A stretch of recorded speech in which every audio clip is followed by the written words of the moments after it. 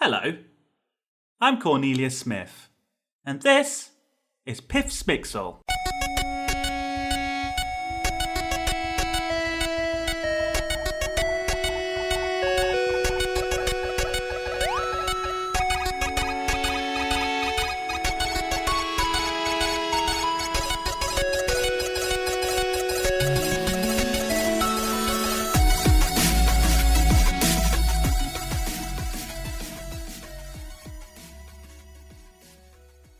Hello there, chums, cronies, acquaintances, colleagues, sympathisers, compadres, associates, contemporaries, and well-wishers. Welcome to the pilot episode of Piff Smixel.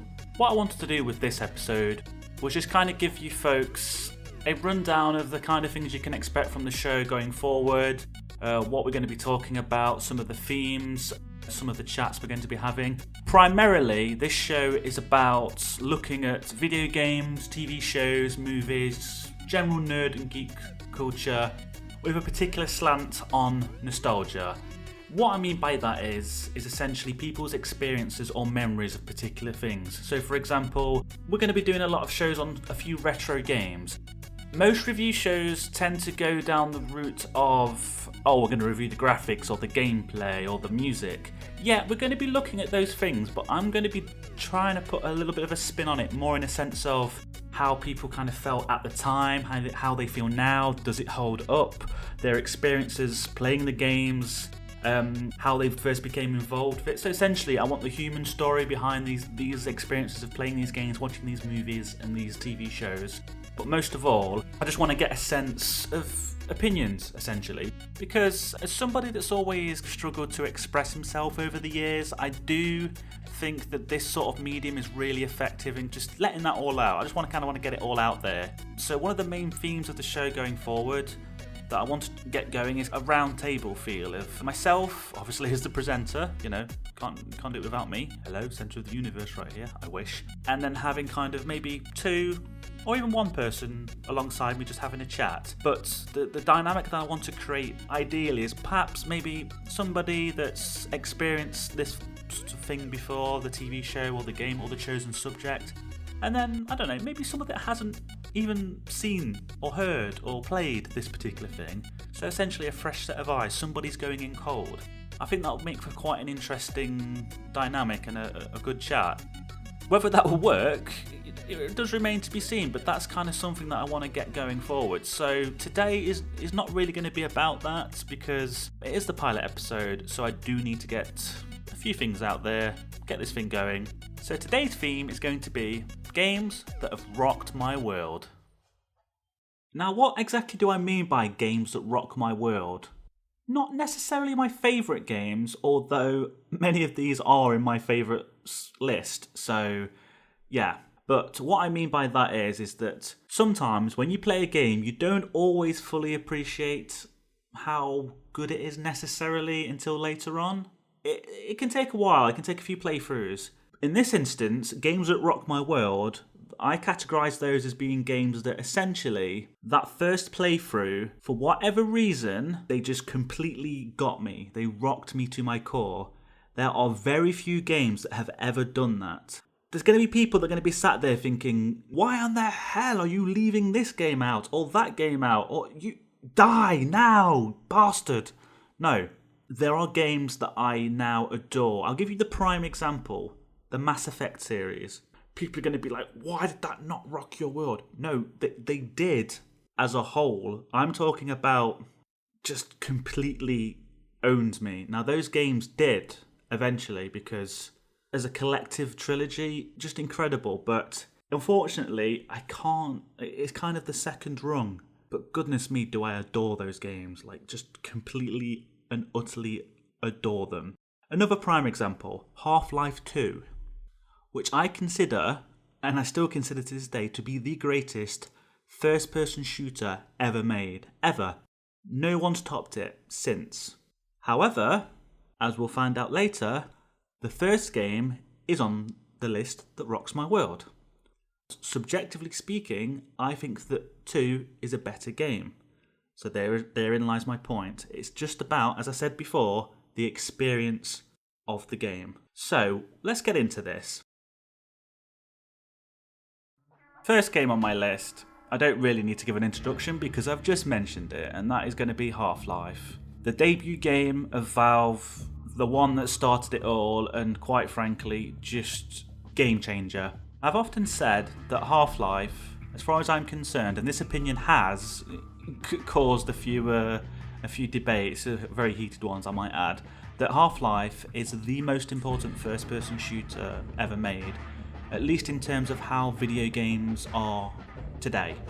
What I mean by that is if you consider how big a leap forward Half-Life was in terms of game design, narrative, particularly in the genre of a first-person shooter, can't help but be in awe.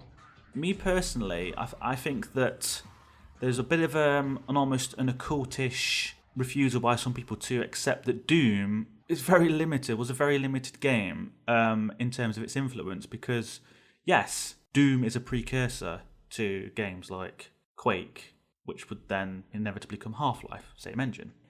But in terms of today, how we view games, how we play games, how games are intertwined with the narrative, how we interact with that narrative, and most importantly, how we interact with the world, which in a good game, in itself is one of the best storytellers in any good game. The world itself is the greatest storyteller. Whereas Doom, on the other hand, was very limited by its own technology. Now, you can say that about Half-Life 2, but we are still seeing the seeds that it has sown in today's gaming. So I'll give you an example.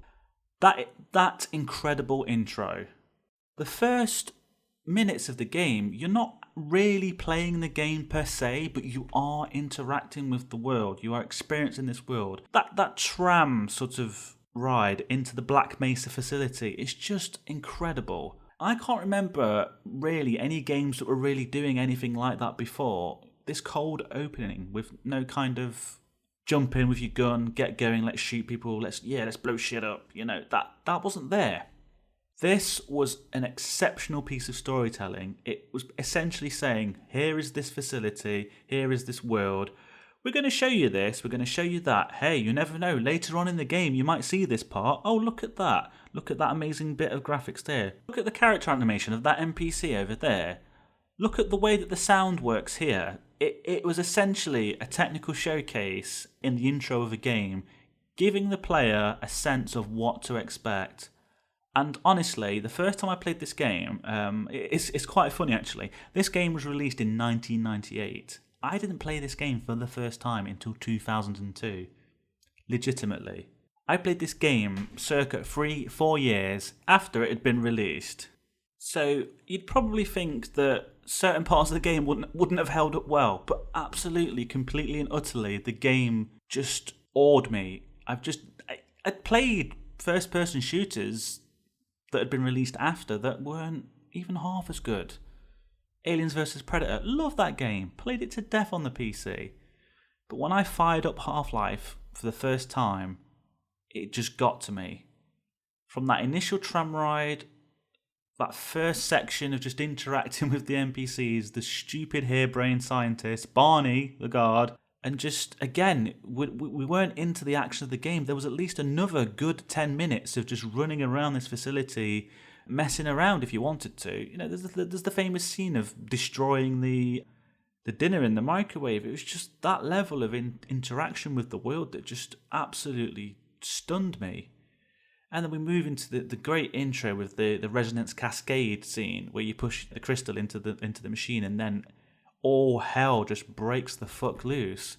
And then the action begins, armed with only a crowbar and these weird head crab things that are basically trying to kill you. It's just, whoa. And slowly you start moving through this facility, encountering NPCs that at that time, I mean now they don't hold up very well, but the AI was just incredible. Now I'm a bit of a sadistic bastard, so generally I would kill the NPCs just for fun, because I'm kind of like that. Barney guards, I would kill them because they were normally carrying ammo and guns. Only I didn't realise that it's probably best to keep those guys alive because they do all the fighting for you, and then when they can go no further, you kill them. That's what I did. It was fun.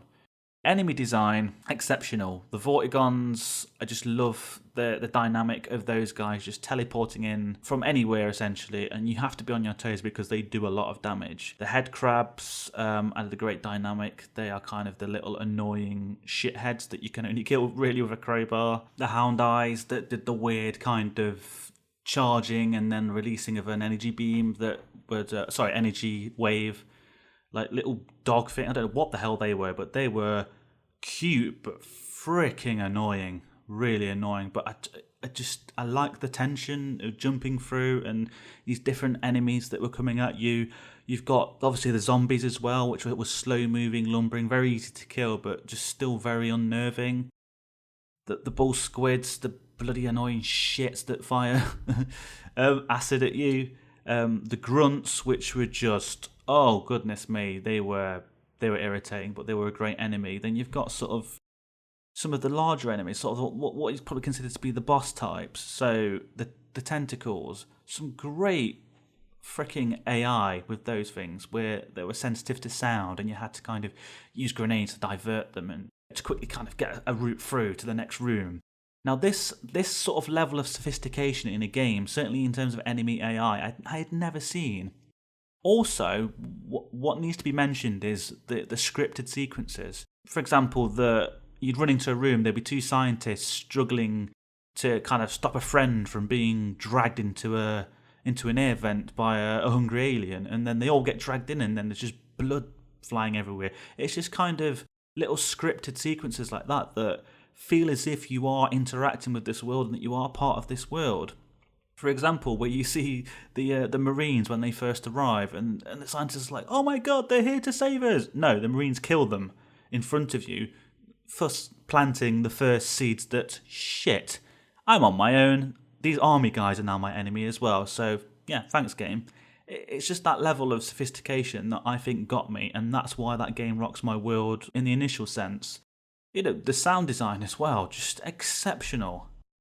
Even today, it still has great sound, which is a testament to the sound designer who I believe to be the greatest video game sound designer of all time, Kelly Bailey. He is just exceptional. He also did the sound for Half-Life 2. No longer with Valve, but just unbelievable for its time. Just the sounds of the guards, the sound effects, the sirens, the enemies, the weapons. I think the weapon sounds are just... everything sounds chunky and beefy, and it sounds exactly as you would expect it to sound. Yeah, probably there's a little bit of creative license taken in that respect with a lot of the sounds, but it just works. It forms another layer in this exceptional game. For me, this game is like a perfect trifle. It's innovative, it's exciting, it's fun, sounds great, for its day looked great, and just leaves an indelible mark. And finally, I think the best part of any Half-Life game is the level design. How they managed to make a wholly linear game seem non-linear is exceptional. I do think Valve did have the best level designers as well. Just exceptional. You never feel as if you're being, at least not for the most part, being shoehorned to go a particular way. You always feel like it's your choice, and that takes a lot of design choices and a lot of effort to do that. So kudos. Half-Life from top to bottom is I still think it's the biggest single leap forward in video game history, at least in terms of how we view games today. I've said it before, it's just exceptional and I love it to bits. Okay, the next game is the wonderful Metal Gear Solid. Very much like with Half-Life, again I have to say this game in terms of a leap forward was just exceptional as well. In terms of action games at least, and unlike anything we had seen on the PlayStation, I still considered this to be the finest PlayStation 1 game should I say, that was ever released. At least as a technical achievement, definitely. There are other games, one of which is on this list, but we'll go into that later. Metal Gear Solid, for me, was my introduction to which basically became my favourite game series, in as much as this is the one that started it all. And I just want to talk a little bit about my initial impressions of the game. Now, Hideo Kojima is batshit crazy. That man is insane. But he has a level of genius when it comes to game design that is so unique and unlike anything I've ever seen before or since. It's just the way that he implements certain ideas into his games. Yes, his writing is insane. Yes, it's contrived and convoluted, and he probably does need an editor. But there's certain things that he puts into games that they're just so wonderful. As I go through this, I'll kind of point those out a little some of the nuances that Hideo puts into his games. But initially, my experience with this game was that literally fired at the machine. That great intro that's in the attract mode, that kind of Solid Snake gets pulled out of retirement, is kind of almost pseudo blackmailed into infiltrating this nuclear base that's been taken over by terrorists. You know, your classic action movie faux James Bondy, pick your cliche essentially. You get dropped in, and immediately you get a codec call. Codec being the in-game communication system. I mean, I don't know why I'm explaining. People have played this game, they know. And from then on in, I knew this was a different experience, narratively speaking. The voice acting, amazing. You know, this is some top-level voice acting going on in this game, and that just added to it. And I tell you what, that original codec is still my favourite. Just the way that the faces of the people talking just animate very subtly. I do actually prefer it to later iterations of the codec system. Personally speaking, it just had a kind of a nice sort of stripped down feel to it. It seemed very retro but cool. You know, the sort of the green hue, that kind of thing. It was very nice. Moving forward was then the first encounter with the guards, the so-called next-gen special forces, which is kind of a running joke. You know, these are supposed to be elite soldiers, and yeah, they get baffled by footprints, which is, yeah. But hey, that of its day, nothing had ever been seen like that. And then I realised this was a different kind of game. This is a stealth game. You had to kind of move around. You had to stay out of the soldier's view. You get caught, you run, you hide. They will look for you. And you kind of have to navigate around this terrain, which then brings me to my original point of the design decisions. There are several different ways you can approach certain levels or several play styles. I mean, you can go in all guns blazing, but trust me, it's not worth doing that. You kind of have to stay stealthy, and there's a few ways you can do that.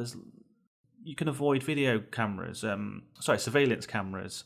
You can either do that by using the environment, or you can use a chaff grenade, which you can find at various points of the game if you choose to kind of venture off, which again has its own hazards. Then we kind of get deeper into the game where it becomes this sprawling narrative where your original mission becomes a whole lot deeper. So originally you're supposed to go in and rescue a couple of dudes and prevent the terrorists from doing whatever they're planning to do, launch a nuclear attack, whatever. No, it becomes far more far-reaching than that. It does become absurd. Anyone that's played it will know what I mean. It's silly, but it's so well written. And then what I consider to be the game's greatest strength is the boss battles. This is, again, what I mean about Kojima's ability or genius as a game designer. They are very unique. From the first battle with Revolver Ocelot, when you're basically chasing him Benny Hill style around Benny Hill music would have been really good there. Benny Hill style around a guy in the middle of the room that's tied to C4, and you kind of have to have a gun battle, running back and forth, waiting for him to reload. Very, very unique. First time I'd ever seen anything like that, really. At least on a PlayStation anyway. And then you kind of switch to a complete different type of boss battle where you're fighting a tank. You're trying to throw a grenade onto a tank. And then possibly, arguably, probably the best boss battle in Metal Gear Solid history, at least in terms of how interesting it is, in terms of the mechanics, which is Psycho Mantis, who not only tries to get your companion under his control to try and kill you, so you have to basically knock her out or stun her in some way. He also goes invisible, stealthed, so you kind of have to use your infrared, which again was used in an earlier boss fight against Grey Fox, aka the Ninja, which again was a great boss fight. But the Psycho Mantis fight also had one of the most interesting twists, shall we say. No matter what you did, this boss knew what you were going to do and when you were going to do it. However, if you unplugged your controller and plugged it into the second control port, he could no longer do this. He was essentially reading your control port.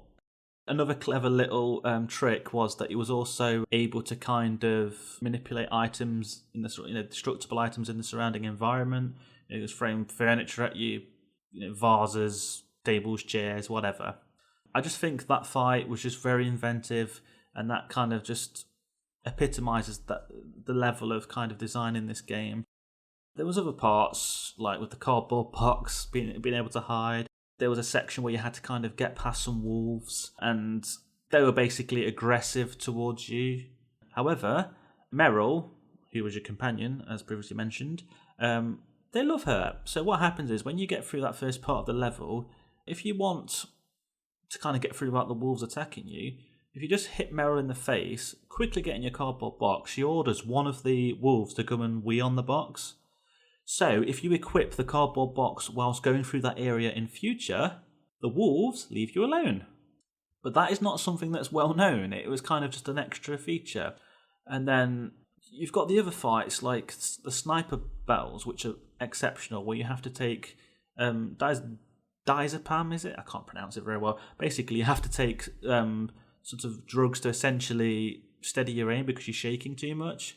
Again, if you don't have that, you can still complete the fight. You're just not as steady, or your aim's not as good. Again, another great bit of boss design. Now, there are parts of the game that aren't perfect. There is the tower section, which I think everybody laments to a man as being completely and utterly terrible. It's not very good, but that does not take away from the overall experience of the game. Just kind of closing this up a little bit, or wrapping this up a little bit, there are so many great moments in this game. I think this game is about moments and memories, and for me, I have to say that the ending for me was great. The Metal Gear battle at the end was great. The final showdown with Liquid Snake was great, even if it was a little bit clunky in control. I'd probably say that the final escape was a little bit ham-fisted and heavy-handed. It kind of didn't need that. It was kind of like Return of the King-ish, in that, for fuck's sake, come on, just let this thing end already. We don't need more exposition and stuff to do. It just kind of felt tacked on. But as a game, as a work of art, as a package, Metal Gear Solid, yeah, just brilliant. I don't know what else to say. It was just superb. Again, I'm gushing about another game. Well, hey, who would know? Okay, and my next game is one which no list would be a list without. Of course, Final Fantasy VII. Yep. It's probably the game that introduced most of us, if not all of us, to JRPGs, as an entertainment medium, or a video game medium, should I say. Certainly was for me. Just wow. Really, just wow. First game that ever made me cry. Yep, legit. I don't mind admitting that. It did. I think we all know which bit. I'm going to try and avoid spoilers, but I mean, come on, if you've not played this game yet, then I'm sorry, you are fucking stupid. I love you, really. Just play the game. Come on. It's good. Of course it's good. It's on my bloody list. So, going into this game, I'd never really experienced a JRPG before, obviously, with this being one of the first. And just instantly, the story just got me. That is the strongest aspect of this game. It's definitely the story, but also the characters and how attached you get to these characters. Now, what's interesting about Final Fantasy VII is that it has not aged well, at least on a technical sense. Those graphics, even then they looked bad. The blocky, cutesy graphics, but somehow they kind of worked. They had a distinctive look to them. They were very much, it's very much, you see those graphics, it's like Final Fantasy VII, straight away. And I like them. I think they're cool, but they just don't look great now. Although some of the pre-rendered backgrounds, sort of look beautiful, look stunning. They're really well sort of painted. They look very nice. They just kind of give you a sense of this world, this bleak world that these characters that you are slowly falling in love with are inhabiting. And for me, that is the game's strongest point, is the story, the characters and the world, and how they all mesh together to create this journey. The magic materia system was really well designed, very flexible, very inventive as well. I really like the enemy design in this game. Just that feeling of just running around the world and just encountering all these battles and being able to throw fire in the face of a giant snake, or bitch slap a crab on a beach. It was just silly, but it was great. Now, what got me particularly interested in playing this game was I actually saw a friend playing it a few months before, and I didn't know what the fuck was going on. I had to ask him several times, I don't get this game. What exactly do you do? And he tried to explain it to me, and I just couldn't get it. Then I just thought, sod it, I'll play it. Got the game on rental from a local video shop. I got it. It's just the game is immersion personified, as far as I'm concerned. And it's probably the reason why the subsequent Final Fantasy games, 8, 9, 10, which sadly was the last one I played, properly anyway, because the series kind of died after that, but that's for another show. 8, 9 and 10 I really liked. 8 and 9 particularly were just stunning games as well. And in their own right, probably should be on this list, but kind of Mass Effect style of maybe second rung. Amazing games now, but for that initial playthrough, I think this FF7 has to be on there because it's just that good. With me talking about immersion as a main theme, it goes without saying that for anyone that's played this game, the music is not the best quality in terms of fidelity, or it's very MIDI sounding, if that means anything to anybody, but still it's so evocative. Like, I can literally hum most of the tunes from Final Fantasy VII, and I still do from time to time. But get those tunes playing, and I'm there humming away. I can forget the tune for years. As soon as it comes back on, humming that Chocobo theme tune. Oh, Chocobos. Oh, Chocobo Racing, of course. How could I forget that part? Brilliant. Little side games that you could play. Chocobo breeding, Chocobo Racing was fantastic. It's I'm not sure it was entirely good for a kid to learn about breeding racing creatures and gambling and stuff like that, but it was great fun. And the aspect of having to get a golden chocobo to get the most powerful spells in the game, now that was really, really cool. Anyone that's done that grind will know how painfully annoying it is, but how gratifying it is when you do it. It's one of the most, at least for me, one of the most satisfying moments in gaming is when I got that gold chocobo. Little golden frickin' beaked bastard.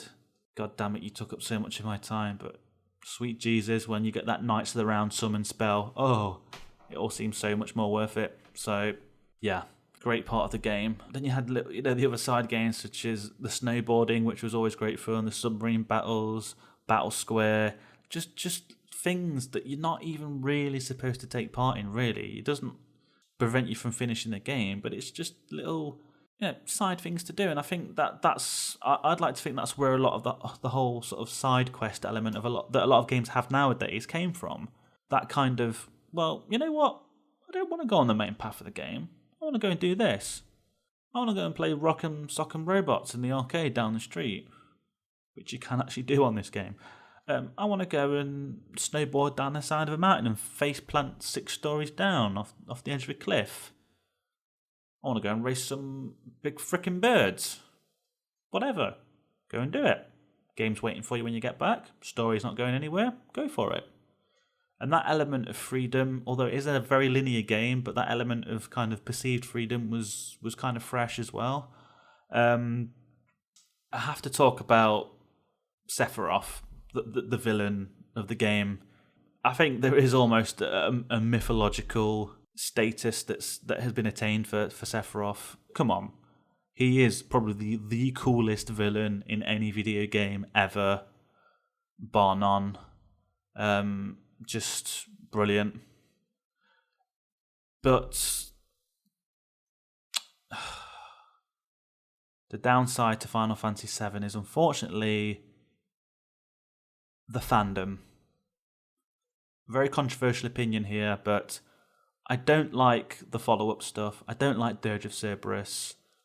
I don't like Crisis Core. Advent Children was stupid, and I do not want this remake. I don't. I really don't. Because the reason I don't like any of these things is because they've retconned most of the characters, they've turned Cloud emo, and they are basically doing exposition out of the frickin' wazoo. And it's just too much. And this remake makes me very, very scared because you can never do the original justice because it is very much of its time, which is also why I love the reason why I love it, but I also accept it's not aged very well because it is very much of its time. The things that the game did worked so well then, and still do to a certain extent in certain areas, i.e. some of the sort of the story elements, but sort of some of the moments of, say, comic relief or the music or the graphics and all that kind of stuff just doesn't work anymore. And that's why I don't think the remake is gonna be anything special, at least in my eyes. Now, I'm probably going to actually save that for another podcast because I think that in itself has got to be a discussion, certainly with other people as well. So, Final Fantasy VII, as far as I'm concerned, stands alone as the finished article. Forget the additional games, the spin-offs, all this crap. In itself, this game is enough to warrant a legendary status, essentially, because it is that good. Anyone that's not played it, you need to play it. As I say, it's not aged particularly well, so there is that aspect to it, which might turn a few people off and probably won't give them the experience that a lot of us probably had back then. So there is that to consider. But in terms of what it was like when I played the game for the first time, it is, I would consider, at least in my opinion, it was the first game that I ever played that I consider a total masterpiece. Okay, next on my list is one of the sequels to one of the earlier games I've mentioned. This being Metal Gear Solid 4. Yes, Metal Gear Solid 4, that one. Probably one of the most divisive games ever, at least in the Metal Gear Solid series, most definitely. This game, yeah, it's a doozy of a one. So for those that know the game, they're going to know essentially that a lot of the things I'm going to be saying, i.e. the amount of cutscenes, the limited amount of gameplay, the absolutely batshit insane story, and yeah, just all of that. But I just want to get into a few points first. In the first instance, I have to say this game, I absolutely adore this game. That experience of playing that game in 2008 just completely, it got to me. You know, I think I played it over the space of maybe 5 or 6 days, and it just got me. This game was total fan service, absolutely. I accept that. I accept there's cutscenes that are just insane, and I accept the story is insane. And I think what's important for me, personally speaking, is that in terms of how this game is presented, it's typical Hideo Kojima. I think he wanted to do something slightly different. I think this game in itself challenged many people's perception of how video games themselves are presented as an entertainment medium. So with the subject of the cutscenes, I think that's probably the biggest subject that needs to be attacked in terms of negativity that gets thrown in this game. Yeah, there's a lot. There are, I believe, as many hours of cutscenes in this game as there are hours of gameplay. In one instance, there is a 90-minute cutscene. There is, believe it or not. And the first time I played this game, I watched them all. Absolutely every single one of them, and I was absolutely transfixed. If you're an action gamer, you like your games with a bit of action, you're not really into the story, it goes without saying, people have probably played this by now. Everybody's probably played this by now, to be fair.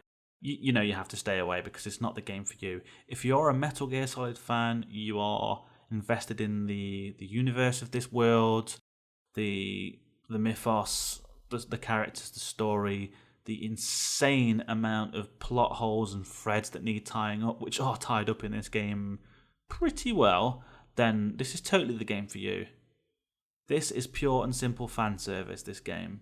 No more evident than the, quite frankly, amazing Return to Shadow Moses Island section, which made me cry. There we go. Another game that made me cry. It did, because that game moment was just pure perfection nostalgia. Beautifully designed, the music worked, the sound, the recreation of the Shadow Moses base in sort of more up-to-date graphics looked great.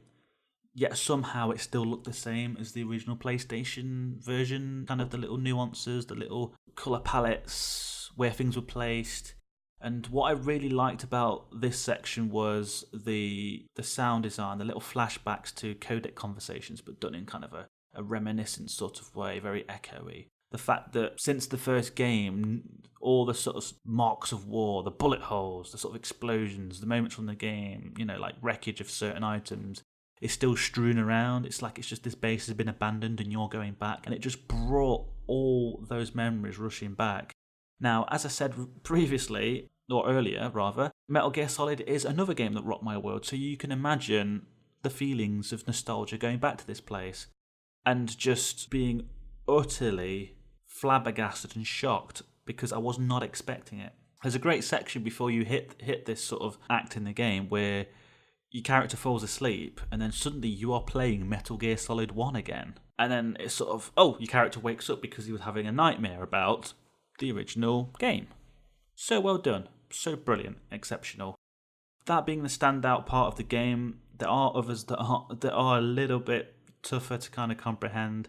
I think the going through the city streets, trying to avoid trucks and follow a whistling man was a little bit, dare I say, boring. It was interesting enough, the stealth aspect, but it went on for far too long, was a little bit bland, and to be honest with you, I didn't really particularly like it that much because from a narrative point of view, it kind of broke that up a little bit. What came after, the chase sequence, the huge amounts of exposition was pretty good for an MGS fan such as myself.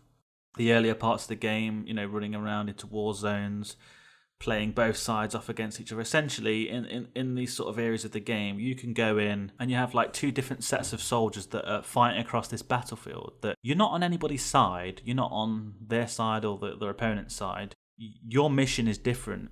You just have to make it across this battlefield as safely and as quickly as possible, wherever possible. But the great thing is about the AI in this game is that you can engage these soldiers if you want to. You can mess around. You can fuck with them a little bit. You can drop landmines down. You can equip your cardboard box. You can mess with their heads. There's all weird and wonderful ways that you can break the game. And in these areas, especially the early areas, it's actually quite a lot of fun doing that. I think that is an underrated part of the game, and I think by putting them sort of at the beginning of the game, it allows players to kind of pass it by far too easily for my liking. But certainly for me, going back and just messing around in the early sort of areas is really great fun. And anyone that plays this game again, just try it. There's so many little toys that the game gives you to mess around with. It's great. It goes without saying that the boss fights in this game aren't the best. However, their design is great. Again, fan service, alluding to earlier games, that's great. I like a little bit of sort of the fourth wall breaking sort of, you see what I did there? Yeah. Like with Screaming Mantis, for example, which was a great play up of the Psycho Mantis character. There's a part in the game where you fight Screaming Mantis and you try and do the trick of switching the controller port, and she calls you out on it. She's like, it's not going to work.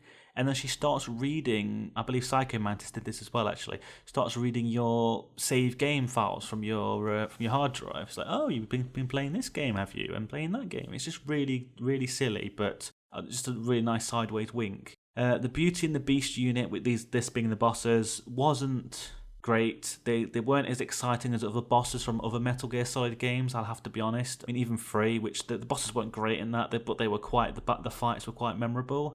Yeah, that was kind of a weak point, but I think that, for me, that's forgivable because the main star of the show in this whole game is just, I say it a lot, the narrative. It is. It's just the narrative. It's great. And it really, really suckered me in. And although the exposition is probably verbal diarrhea at times, it really is, some of the moments in this game, I think that's what this game's about, moments, are fantastic.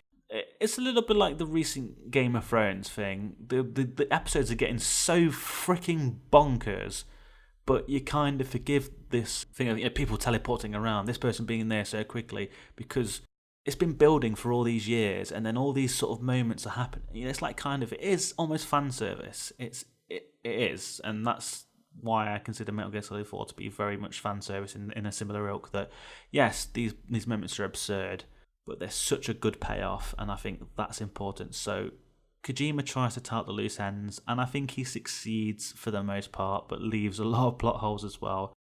There are issues with the cutscenes. They could be shorter, but you know what? They're still great. And the ending is perfect. Absolutely perfect in my eyes. At least from a fan perspective. You're not going to like this game if you're not a fan of Metal Gear Solid. And honestly, you're probably not going to understand it as well. What it's trying to do. It's not for non-fans. It's for us. Next up is the game that I consider to be the textbook for great game design, and anybody wanting to get into game design or any of its areas should really use this game as a fundamental yardstick, at least in my opinion. The game is, of course, Resident Evil 4. In terms of how different it was to the other games, how much of a swerve it was, and how surprising this game was, I think this definitely holds. I think in terms of games that rock my world, this one was the most surprising game I've ever played. I was not expecting this at all. Having been a fan of the earlier Resident Evils, Resident Evil 1, which, oh god, that dialogue, ugh. Yeah, you've just been attacked by a bunch of rabid dogs in a field, 2 of your friends are dead, you've been chased into a mansion, and then one of you exclaims, "I've got a bad feeling about this." Yeah, helpful. Second and third games, brilliant, very, very good. Very much, again, of their time. Classics of survival horror, puzzle solving, running around like a blue-ass fly. And then, yeah, Resident Evil 4 came along and just completely just flipped everything on its head. Totally different style of game, different game mechanics, different story, combat style, totally different, just insane, but very, very good. What really has to be pointed out, at least for Resident Evil 4, is what makes this game so great is that it is a constant, frantic, heart-pounding action game that just does not relent. What I mean by that is I don't mean it's like a Doom or a Call of Duty where it's just constant firefighting. What I mean is you are constantly having to think, you are constantly on edge, you are constantly having to find ways around situations. So if you've played the game, you'll know exactly what I mean, in that for large parts of it, you are being chased by hordes of these insane villagers. These sort of, they're not zombies, but they are sort of infected pseudo kind of cult followers, and they are constantly chasing you around these sort of areas of the map that are very open. So they're non-linear in a linear way, so that you can kind of choose how you want to traverse through these little villages or towns. So you have to, run into houses, barricade the windows, get up into a barn, push the ladder down before they climb up. But then they're going to get into the window, they're going to knock the barricade down, they're going to put the ladder back up and climb up and get you. They're going to shove a pitchfork in your face. You have to jump out the window, find a way through. Oh no, they're in the way. Set this thing on fire, cause a diversion. It's just constant frantic. It's almost like a chase movie, only without the car. And that's what I think makes it great. A whole of a level of tension when you then have to escort the Ashley character, who can be quite irritating, but it adds a nice dynamic where you sort of barricade her in to go and take care of people, then suddenly you hear her screaming because the little bastards have climbed in through the window and carried her away, and you have to get there before she gets kidnapped. There's that, there's all that as well. The other aspect of the game that I really like, alongside the constantly having to frickin' escape all the time and run away and fight stuff, is how it seems to switch so beautifully from different scenes. So initially you're in the countryside, then you could be in a research facility, then you're in a huge hive of weird insect creatures going on a bloody minecart, then you're in a creepy castle. There's so many great moments in this game, and it just appears that every single scene or moment of gameplay has been meticulously thought through, that somebody's actually sat down and said, you know what, I'm gonna do something with this. I'm gonna make this memorable.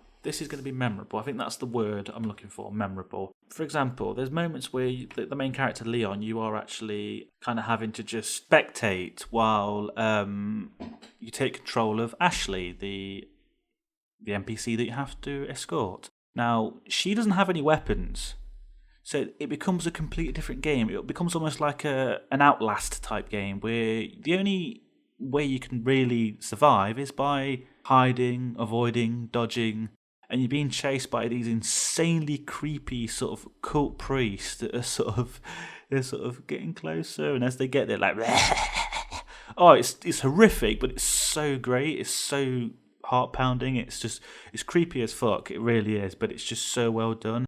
And then even this real time, the quick time sequences that I mostly hate in games, press the right button at this time, work really well in this game. Press the button at the right time, otherwise you get squashed by a boulder, or an axe falls from a knight's suit of armour and chops your head off. And it's just little moments like that, again, that make this game great, and it juxtaposes against the earlier sequences of being chased and the tension. I think that, as with the original Metal Gear Solid, one of the standout features of this game, and it's got a lot, the boss fights are just sublime. I still think that they are definitely some of the most creative, well thought out, and memorable boss fights in gaming for me. Prime example being the sort of the beast in the lake. What a great fight that is. You're on a rowboat being dragged around this lake, and all you have is these harpoons that you kind of have to take this creature over. You just have to throw these harpoons at this creature. There is quite an interesting achievement in this game that you control people with. Basically, you can see the creature in the water before you get in the boat, so some people start shooting at the water. Do that a few times, the creature jumps out, eats you, and you die, but you do get an achievement for it. Basically, it's called Don't Shoot the Water, and it's quite a famous meme now. So yeah, you can use that one on people. It's quite juvenile, but it's very funny. And the theme of memorable bosses does continue. I mean, later on, there's some absolutely insane creature design, like just really over the top, huge, massive beasts and just tentacles everywhere, and it's really crazy, but really, really, really good, really memorable. And I think what this game does in spades is that it always keeps you engaged. Just when you think the game's about to end, you're kind of on your edge of your seat with, oh, well, this must surely be the last act because I've killed this guy and this guy. But it keeps going and going and going. And it never gets old. None of the game's sections get old. From start to finish, this is a ball-bustingly fucking great game. It is a perfect example of fantastic game design. The only weakness this game has that I can see, other than the script, but I think that's a little bit unfair since it is a Japanese translation, and we know in those days that was still an issue. But in terms of gameplay, it's probably the way that the aiming and the camera works. It's fixed, so you can't actually move while you're aiming your gun, which in modern games is probably unforgivable, but back then it kind of works because it does ramp up the tension a little bit, but that is a little bit off-putting. If you're somebody that plays a lot of modern shooters, for example, or third-person shooters or action games, that it does feel very strange because obviously these days you can move around a lot whilst aiming and shooting. In this, you can't. If you want to move, you can't aim and shoot at the same time. So yeah, that is probably the only weakness, at least I can see, in terms of it holding up to modern standards. In every other department, not only is it the best game of that generation, i.e. PlayStation 2, Xbox, GameCube, I think it holds up against almost any game of any generation, if I'm honest. It is a perfect piece of game design. And finally, saving the best till last, at least in my opinion, my favourite game of all time, and the game that has rocked my world the most, Deus Ex. No, not Day of Sex. What kind of game would that be anyway? Deus Ex. Which probably sounds the same in this accent, so yeah, whatever. Day of Sex. Deus Ex? Day of Sex. Yeah. Deus Ex. Great game. Now, I have to preface what I'm about to say with two very important points. Graphically, this game looked like shit when it came out, and it looks even worse now. And the AI is appalling in this game. Absolutely appalling. That aside, it is still the best game I've ever played in terms of experience for two reasons: immersion and player choice. Now, for anybody that's played a game like Dishonored or the more recent Thief games, you'll know what I mean. Essentially, that feeling of there are several ways to approach each mission, level, or objective. There are several ways you can do it. There is no right or wrong way. You can choose how you want to approach these missions and objectives. Now, it's something that obviously, if anyone's played the more recent Deus Ex games, Human Revolution, Mankind Divided, etc., you'll see it's very much got the same DNA. But I just think this first game is just incredible and the finest example, or at least the earliest example that I can remember where I had this kind of freedom and immersion in a game. So what I'll do is I'll give a good example. There is a level in that game which I consider to still be one of the greatest levels ever, which is the Hong Kong level. It's like a hub level, as they're known. And what I mean by that is you get dropped into this area of the game that's essentially linear. You can't go beyond the confines of this little Hong Kong area. It's got different parts to it, different areas of Hong Kong that you can travel around, but you are limited to just that area. But it still feels open and immersive, and you are interacting with this world. You're moving around on your own free will. You can do what you want. There's side quests here and there. You can go into a corporate building, do a bit of corporate espionage, which happens to be one of the missions, which is a great mission, by the way. You can go into a bar, have a dance, go and fuck some triads up, go to the market. You can do any of that stuff. What gets me particularly excited about this level is how you can do any, none, or all of those things, and you can do them how you wish. So there is a level where you have to go in, just as an example, there's a level where you have to go in and do some corporate espionage where you have to steal some files and destroy a piece of equipment. My first playthrough, I went in the wrong way. I went in through an air duct that was part of another mission that just happened to link to this particular building, and then to an elevator. And then I climbed on the elevator and got in through the roof. Destroyed what I had to destroy, found my way out and found a water pipe, and swam up the water pipe to the surface and got away. My second playthrough, completely different. I went in through the front door, pretended to be, a friendly inspector character. You get like a sort of a certain level of clearance. Oh yes, I'm here to view the labs, such and such. And went in all guns blazing. It was great. And then another playthrough, I went in through the front door, but with a stealth approach. Went in, took guards out silently, went round ninja style, hiding bodies, that sort of stuff. Again, choice.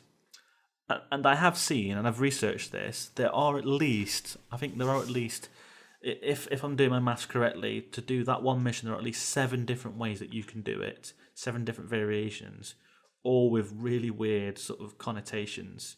Because another aspect of this game is the skill leveling system. So for anyone that's played sort of System Shock, Bioshock, Dishonored again, those sort of games, the whole FPS RPG, which wasn't a thing then but is now, you can put points into different skill branches or this and that. So essentially you have your different builds. It's different levels of builds, and this was one of the first games that really lent on that sort of trope that now has become a trope.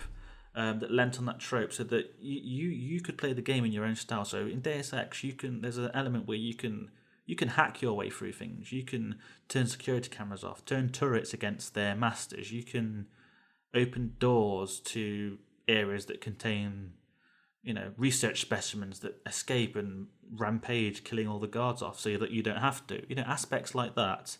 There's elements of the game where you can, let's say you can sneak through, you can hide in the shadows, or you can go in guns blazing, put points into heavy weapons. You can swim through. You can sort of swim through pipes or in the water or in the lake or through a back door. There's always ways of doing things. You could have good sort of charisma stats where you can talk your way in or negotiate your way in. There's all these different aspects. Now that is a very common thing these days, but this game was, at least in my opinion, one of the first to do it well and in such a way that it didn't feel tacked on. I think certainly for, new people wanting to play this game, it's going to be very difficult for them to probably see what I and many others saw in it, because this game, to its fans, is iconic. The interesting thing is, or the good thing is, there are mods out there that allow you to update certain aspects of the game, i.e. the graphics, the gameplay. And there's some very interesting mods that kind of add a little bit more sort of sizzle on the steak, so to speak. So extra sort of items here and there, just little bits of gameplay tweaking, allowing you to it basically amends the crouch jump to make it more effective. Little things like that don't really take away from the original game, and in many ways enhance it, I think. And for anybody that's still interested in playing this game, I would say get the New Vision mod and all that goes with it, because the original vanilla game is iffy. Really is iffy now. Graphically, it looks bad. And some of the sort of sound effects certainly aren't great either.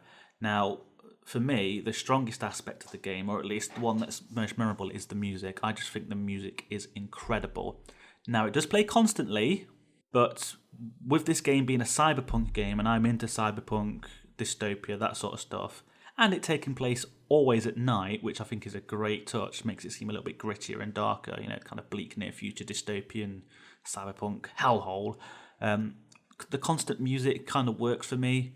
It just adds another level of immersion, and some of the tracks are just great. Like the Hong Kong Synapse track, as it's known, is fantastic. The New York streets, great. Majestic 12 Labs, just incredibly dark, brooding, sinister music is so good. This game, wow. I think this is definitely a prime example of you'd have to be me, or you'd have to be there to understand how much I love this game. I certainly think that there are people that understand in terms of how good this game was and is for its day and at the time and when they first played it, but I think it's very, very personal, this experience of this game for a lot of people, because with it being so flexible, with it having so much choice, I believe that almost everybody, even the people that love this game, had a completely different experience. Probably as seminal, as impressive, and definitely as nostalgic, but very much different. And that to me is why this game is my favourite, because it is so unique to the player. Okay guys, that just about does it for this week's episode. Thank you very much for listening. As always, feedback is much appreciated. After all, this is the pilot episode and I just want to start as I mean to go on. If you want to drop us a line, please do drop me an email at piffsmixel@gmail.com. That is piffsmixel, all as one word. And also on Twitter with @piffsmixel. Please follow, like, tweet, drop us a line any way you wish. Also, we're going to be dropping some stuff onto the brand new Facebook page, which is facebook.com/piffsmixel. That will be up and running in the next few days. Again, guys, like, add, subscribe, whatever you need to do, that'll be fantastic. Also, YouTube channel is in the description, as is the RSS feed and iTunes feed. Thank you very much once again, guys. I will see you very soon.